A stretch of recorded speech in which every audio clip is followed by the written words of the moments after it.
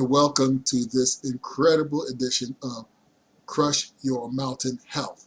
Now listen, you know me, I talk about being healthy, I talk about protecting yourself as opposed to treating yourself for problems. Well, today we have with us an incredible naturopathic doctor, and we're going to pick her brains. Got a lot of them to pick. This is Dr. Candice Staniek. She's a naturopathic doctor.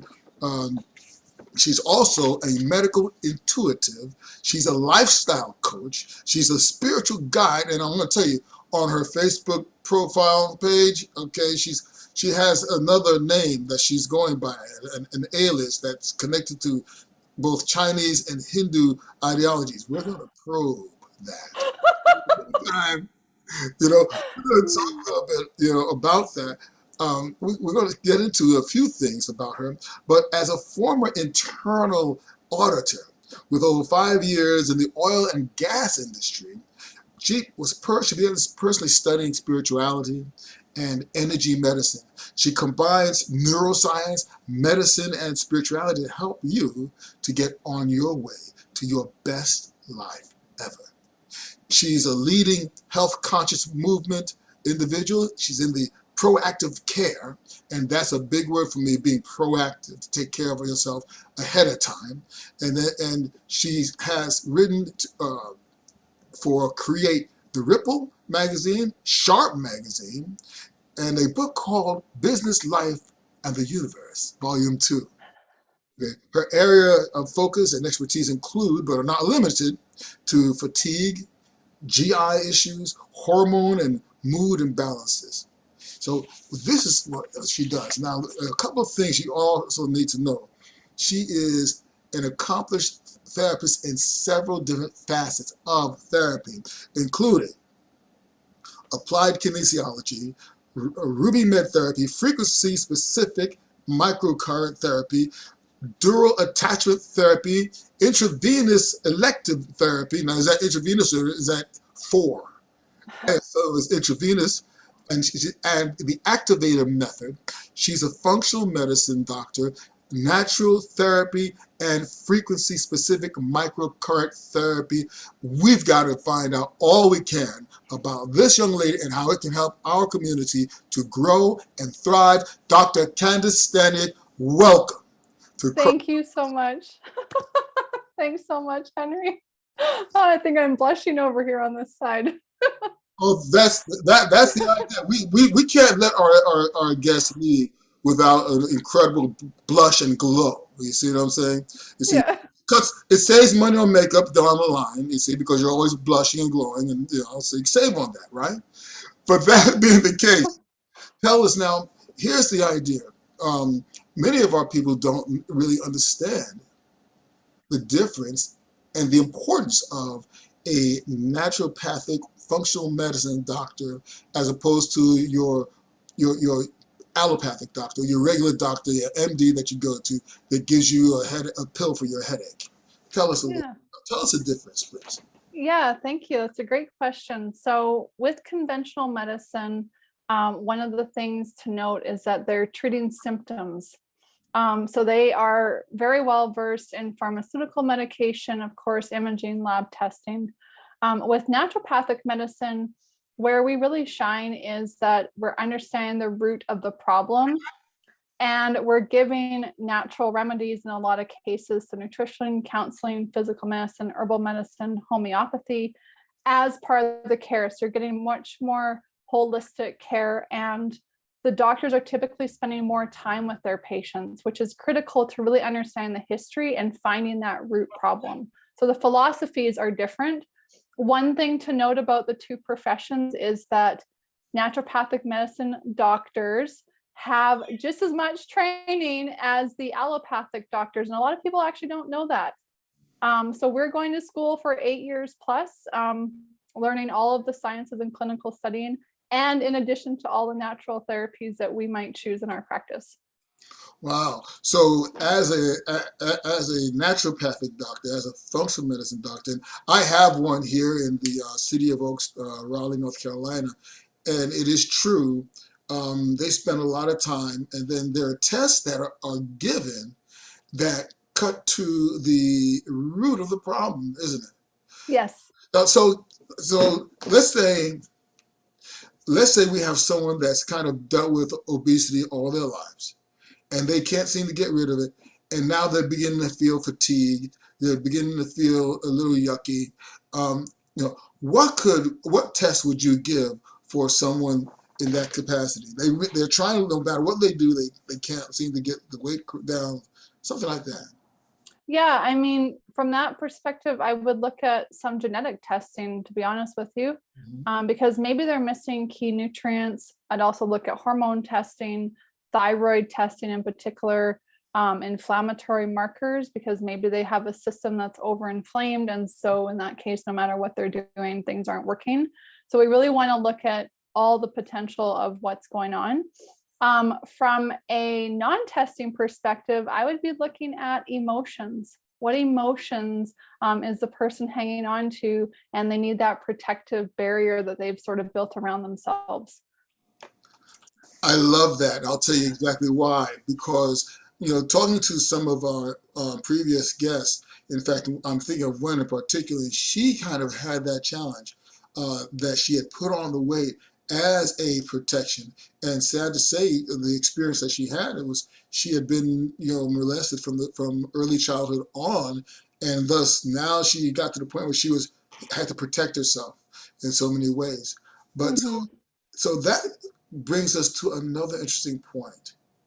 How does a person's emotions, because of course we know when you get angry, a lot of stress, you might have an ulcer, but how can a person's emotions, just dealing day to day, affect their overall health and their well-being? Oh, love that question. To be honest with you, I find that shows up in a multitude of different ways. It could be, the weight gain that you mentioned.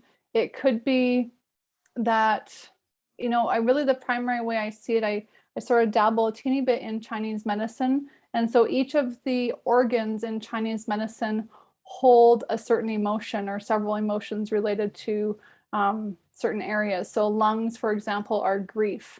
And so that picture is going to show up with kind of this stuck heavy energy, could be sadness, kind of the idea often with that one is they're stuck in the past. Some situation from the past is kind of holding them back, and that might prevent certain situations in the future. Liver has to do with anger, frustration, resentment. And we know from a spiritual point of view, if there's anger and frustration, things are not moving forward. They can't because there's an internal conflict. And what else have I seen? Large intestine has to do with letting go. So that one's often going to show up with constipation, actually, is kind of a big factor of how those ones show up.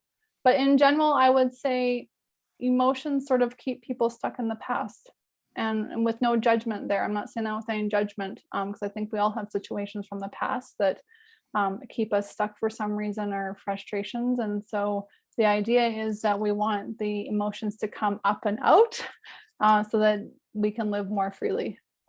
That's very powerful indeed. Even in the Bible, okay, there are references to the body parts, the internal organs, and their connection to emotion. Mm.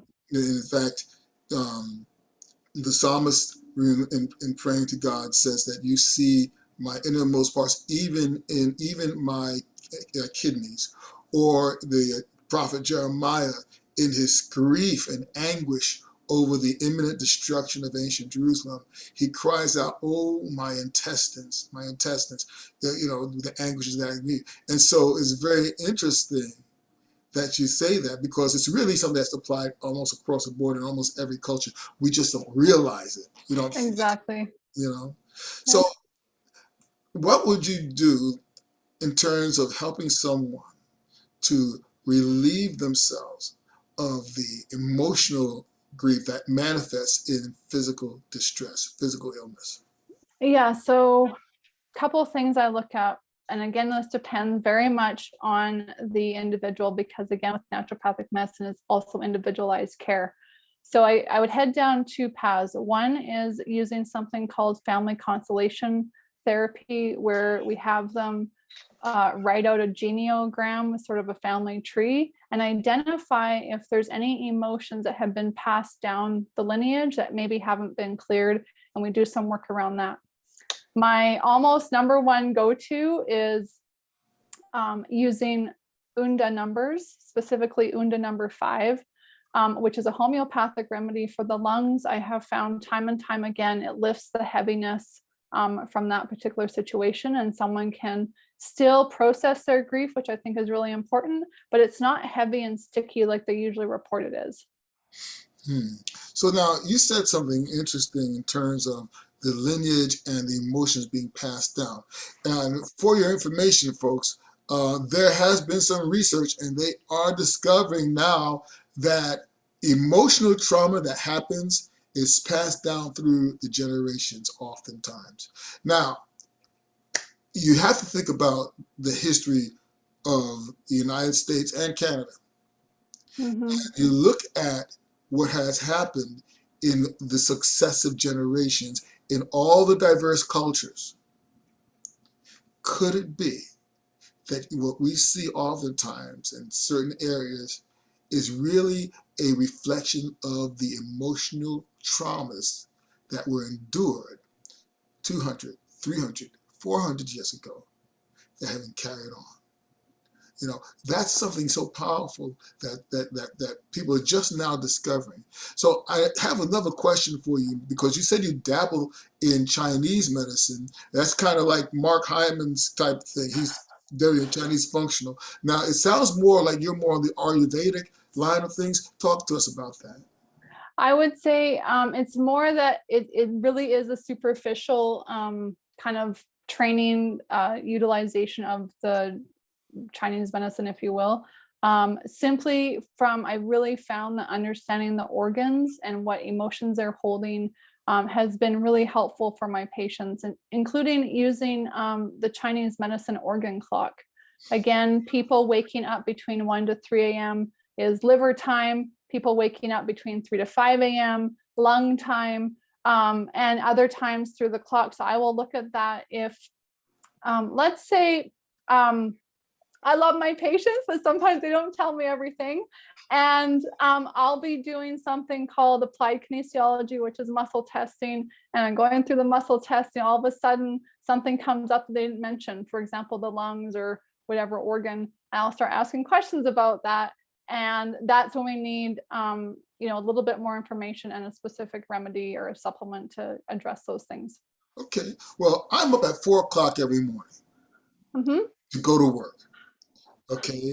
All right. But I find myself waking up sometimes at 2:30, 2 o'clock, 3 o'clock. Is that saying that something's bothering my lungs or bothering my kidneys or bothering another part? What is the indication there?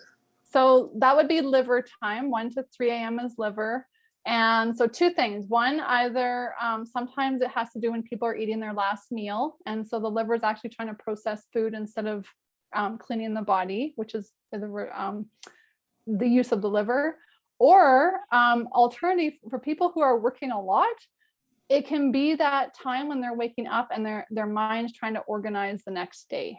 And so that actually then is the sleep issue as opposed to a liver issue, if that makes sense. Okay, so then we would say then there is some emotion attached to that, because there's either some sort of awareness, trepidation, perhaps even anxiety attached to the impending day, right? The work that's Exactly. coming. Yeah, that's amazing. So now here's my other question. What is Ruby Med therapy? Ruby Med therapy is The use of a rubies. You're I would love to use rubies, let's be honest. But Ruby Med therapy is a product line produced by Biomed International. They're a Canadian-based company, but have US and Canadian shops. But it's a specific therapy that addresses the chakras of the body, as well as up to 28 different core emotional issues. So I like to use those therapies to kind of help move through, I guess, past traumas, past situations, if you will, because each chakra then also has different issues associated with it. Okay, now let's explain the chakras to folks. I know about chakras, but most people don't know about chakras. They think that when they think I talk about chakras, they like dark chakra, like the dark chakra, and maybe chakra of the almonds, and then we're talking about maybe if it's covered with if it's coconut is you have chakra covered mounds, So help us understand what are Yes. chakras as opposed to chocolate.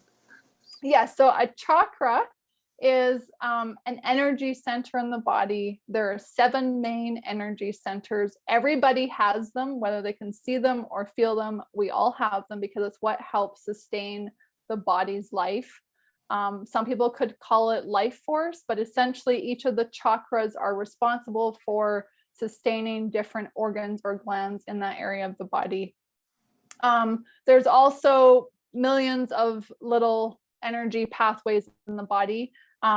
There are practices like Chinese medicine, which most people are familiar with, that use acupuncture, and that actually is tuning into the energy systems of the body, not the chakras specifically, but the meridians, and they're all essentially connected. So that's just something to keep in mind. You don't have to go learn a new system, but just knowing that we all have a vital force. So whatever you want to call it, whatever line of thinking someone might be in, we all have this vital force that keeps the body going.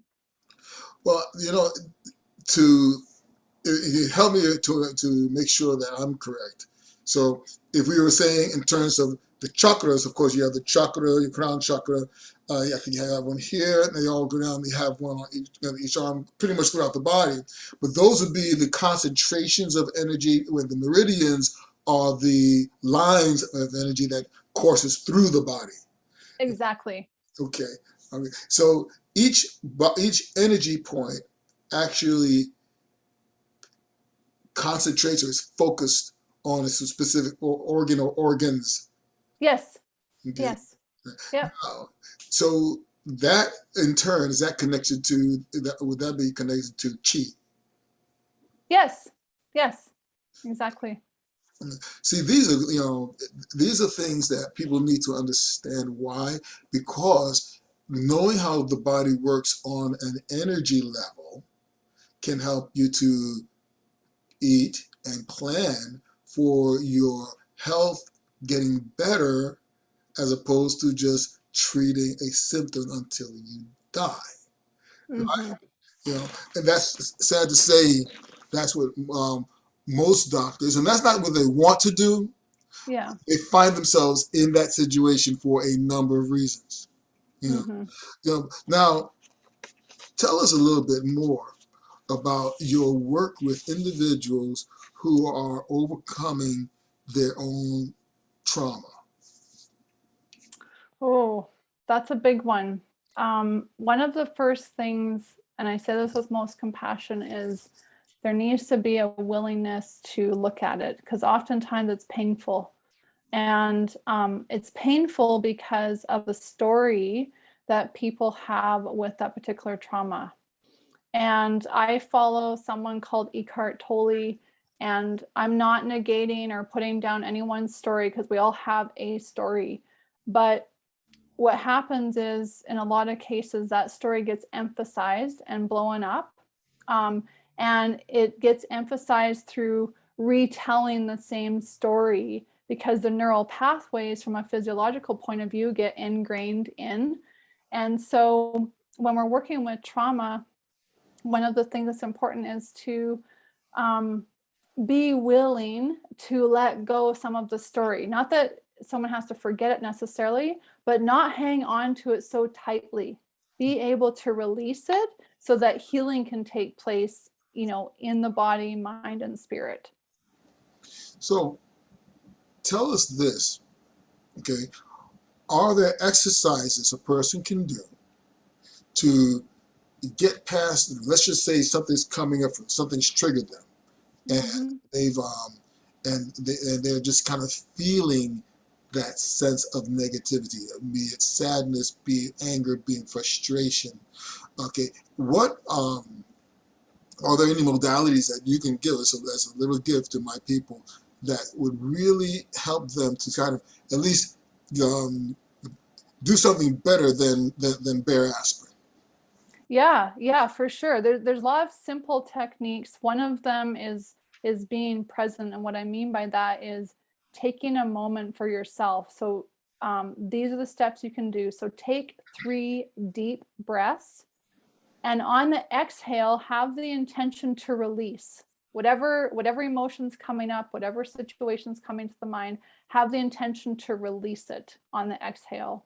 Some people will like to throw their arms up in the air and release it to the universe. I always say release the universe for transmutation, because we know energy is not created or destroyed, but we would like it to come back in a nice, peaceful way, loving, peaceful way. So just release it with transmutation. So that's something really simple to do. So 3 deep breaths, and on the exhale, you can say to yourself, I release. You can put the emotion with it if you want to. If you don't know the emotion, just I release and let it go. Mm-hmm. Nice exercise, very nice.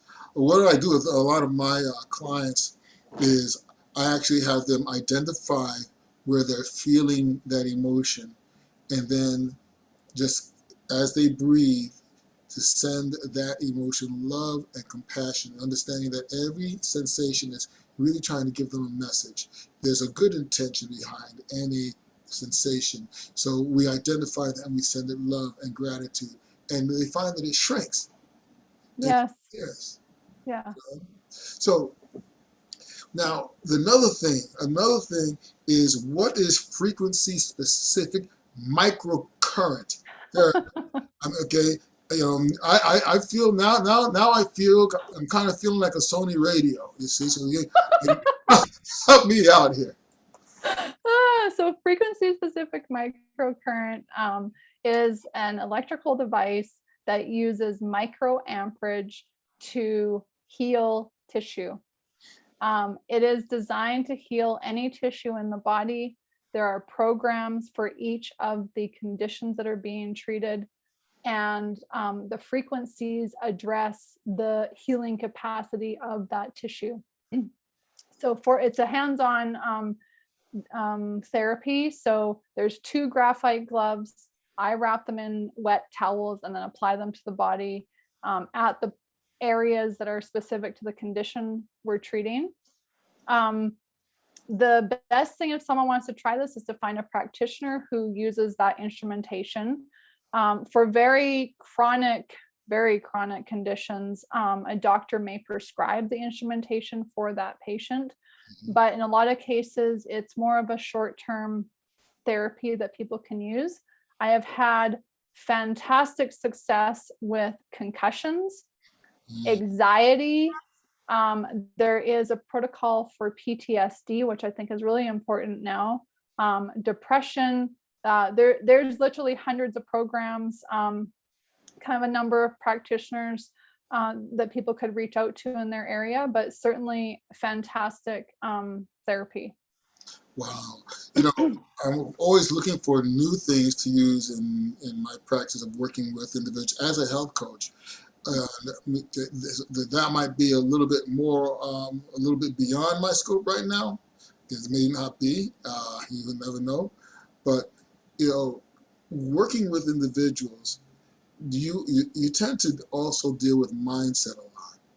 Mm-hmm. So when you come into the room with a client or with a patient, and it's clear that you can see that they're going through something more than the physical manifestation.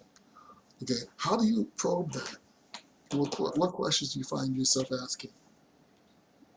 Oh, I that's ask as a medical intuitive. I'm asking as a medical intuitive. I have to understand how that works. that really honestly depends. I'm thinking of someone I worked with recently, and we were talking about eating because she had really cleaned up her diet. But she she made the statement that I eat healthy in the winter and not in the summer.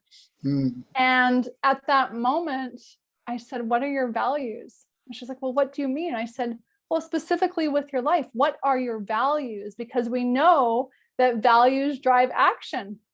And of course, you can change your values if you choose to. And she said, health. And I said, yes, but if health is a value, then you're incongruent with your summer eating and your winter eating with your values. And it was interesting because there was a little bit of angst that kind of came up as I said that. She's like, you know what? That question had me thinking the whole appointment. I need to go look at that. So I don't have a straight answer for you, Henry. It really depends on the moment what I'm going to be asking someone in terms of a particular situation, mindset, or something that we're working on together. That's cool. I just like to play. I like to play ball, throw you a few curveballs every now and then. Yes, you do. But you're fun. So, in dealing with individuals who are trying to discover their sense of self-worth, reclaim their inner strength, what steps could you take a person through, and how long does it take? How come? What can you? What do you have a program specifically that takes them from point A to point B to point C, and the 12-step program? Tell us. In terms of self-worth and self-value, I think it really goes back to looking at some of those childhood situations that might be holding someone back. Because we know from the training that I have anyways, any unhealed trauma from the past, under stress, we're going to go back to the youngest age that has not been healed. And so that's really problematic because oftentimes many of us have situations from 5, 6, 7 years old. And obviously a 5-year-old can't function as an adult, like they're not capable of it. And that's a stress response of the body. So in terms of what I would do as someone is, getting that history to look at that trauma piece, looking at the values, what are their values and are they in alignment with the values? And thirdly, I guess the section would be, what are their goals? What goals do they want to achieve? And how can we structure a program to fit their goals so that we can help start building that confidence and those small wins along the way? That's very nice. That's very nice.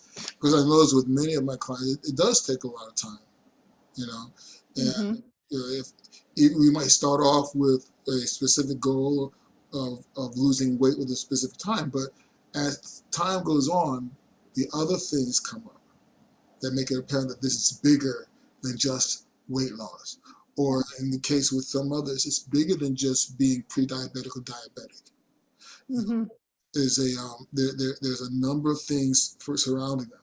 I'm thinking of one individual who basically, because of what they were dealing with in terms of relationships, they would self-medicate, and their medication choice was, pizza one night, ice cream on the other, And so we had to create some new choices, but we really had to figure out what's happening each night of the week that's making you do that, or what's triggering you for that one night of the week as opposed to the other night of the week.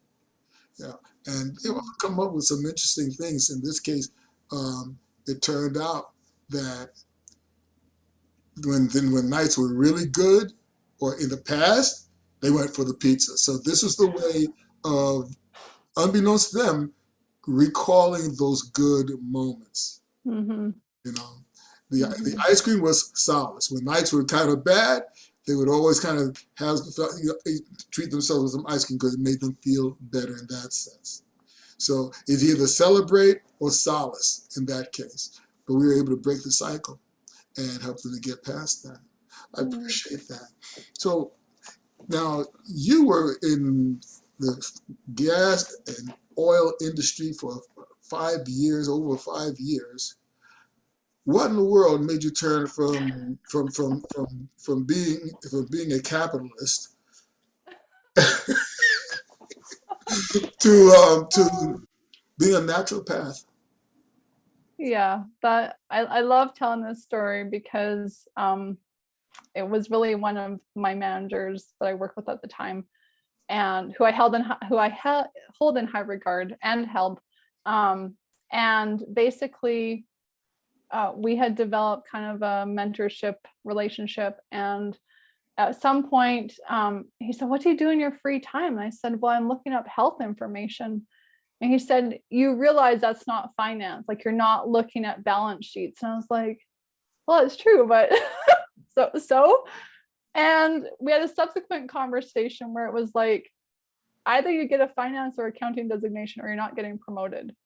And I thought, well, I'm not interested in that. So I better get myself looking at other master's programs. And I probably spent about 6 months researching different programs.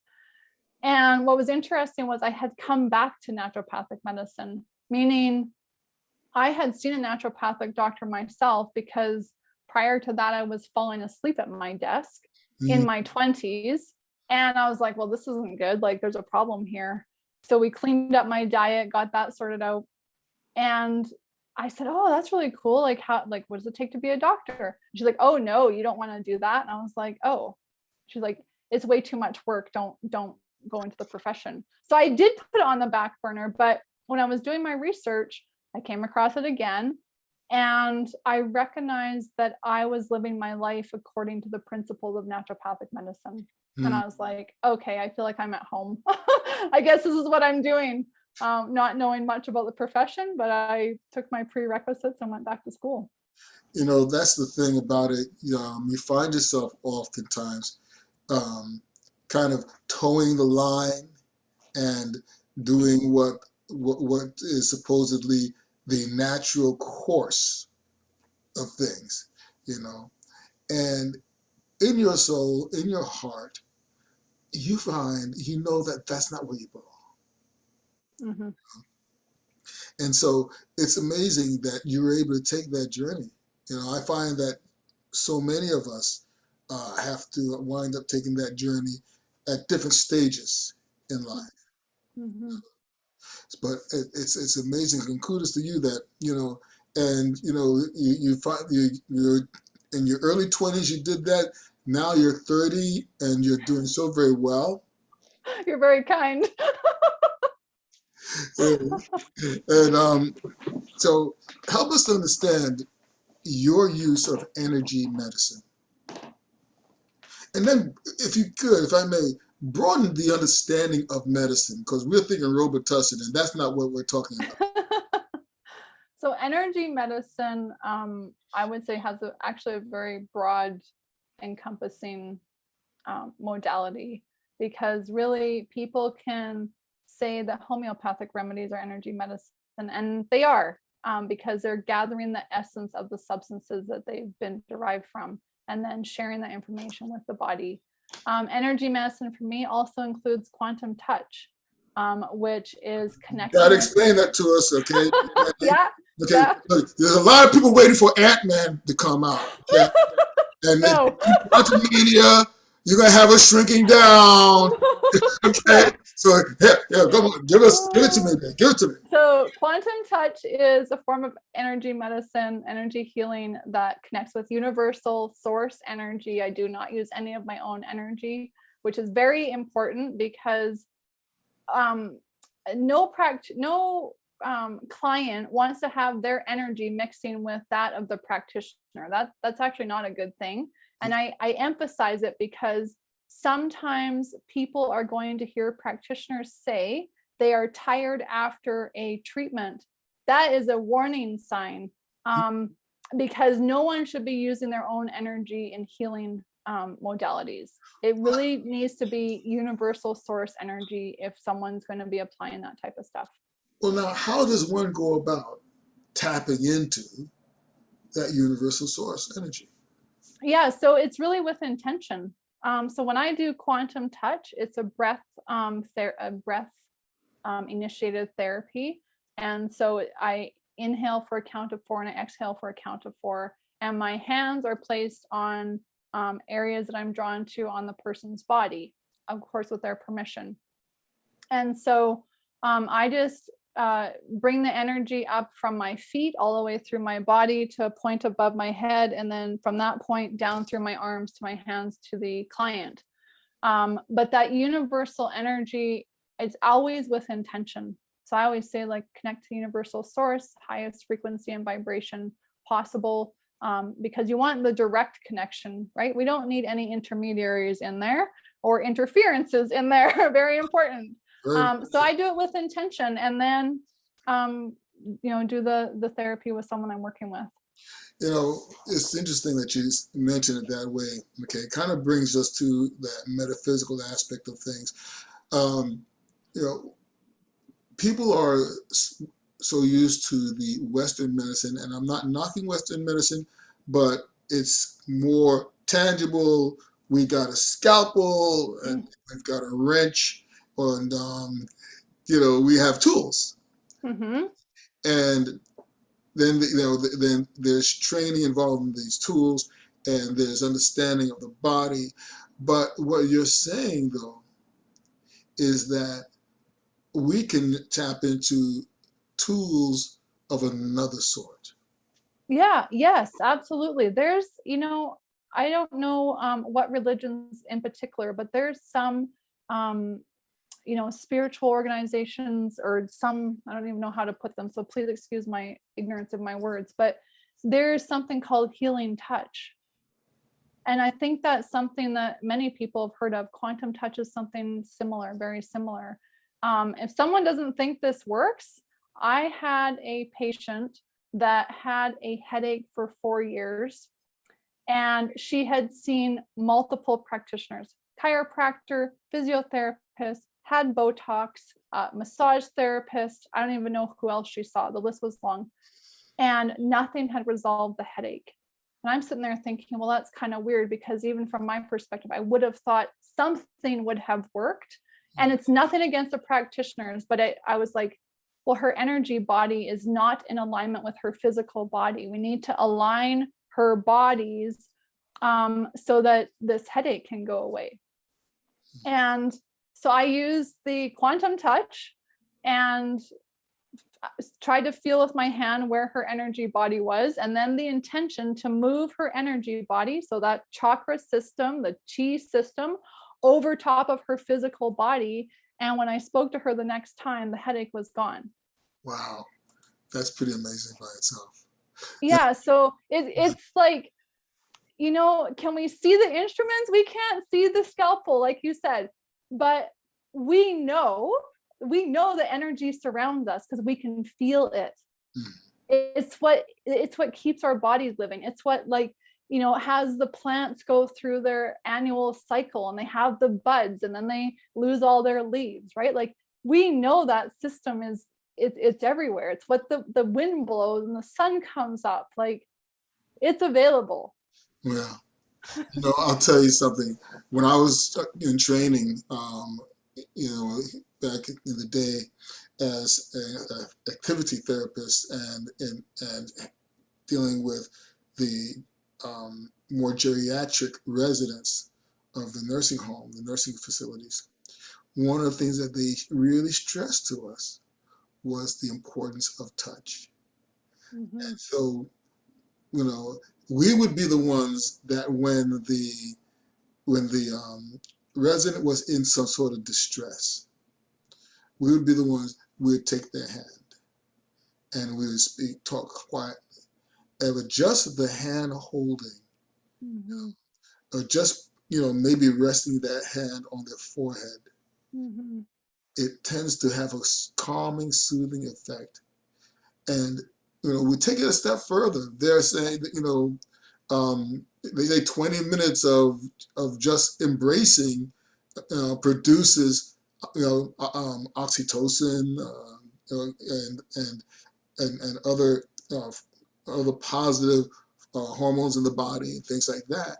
So if that, we miss the point that that's a transference of energy. Yes. And if you can transfer energy that way, you can transfer energy in other ways that we just haven't tapped into in a long, long, long time. Mm-hmm. Got to ask you this. Have you ever heard of earthing? And if you have, can you tell us about our people about it? Now, I discovered that fairly recently, and I'm thrilled with it. So, I have heard of earthing. I don't know much about it. I know that people can get grounding mats that can help with earthing, and there's certain electrical plugins I think that people can use in their outlets at home to help ground the home. But outside of that, I don't know too much. okay, well, I'm not telling anybody not to buy it. However, the very ones that founded that organization, that markets that stuff, really promote just being out in nature with your feet touching the ground without your shoes. Yes. Your socks, especially if it's natural cotton or something, that's fine because that does not impede the current. Mm-hmm. Speaking of the energies, Western medicine has identified that we have electrical currents running through our bodies. Yes. The earth itself is where electricity seeks to go home. So when we are connected that way, then we actually have a positive current going through our system, which likewise can lead to healing. Mm-hmm. One of my clients right now, I take him out. He actually is a stroke victim, and he's been blind now since his youth. But he loves being able to stand and just stand with his shoes off and have his body connect to the earth. Mm-hmm. And after doing that a little while, he finds that he can move because he's nearly 70 years old. He finds that he can actually move more easily. Before, he couldn't touch his knees. Now he can touch the ground with his hand. Before, he would have trouble crouching down and had to pull himself up. But by means of deep breathing and having that connection to the earth, he goes down and up like he's doing dips at the gym. Wow. And so it's amazing to see that sort of function of energy coming directly from the earth into the body.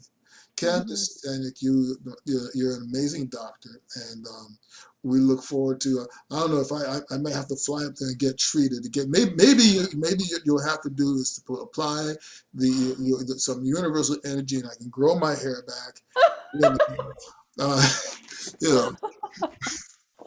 But I have one question that I want to ask you. One last question I ask all to my guests. Candice Staniek, what does it mean to you to crush your mountain? What that means to me is being in alignment and congruent with your values and the goals you want to achieve. And never, most importantly, never giving up on yourself. Never give up on yourself. Wow, that's powerful. I think that was a message just for me. I love it. So friends, take it from this young lady. You can find her on Instagram. You can find her on Facebook. You can find her on YouTube. Oh, if you find her on YouTube, I may I'll definitely leave a link in the chat. You got to find the dance to okay, where she is dancing to Salt and Pepper.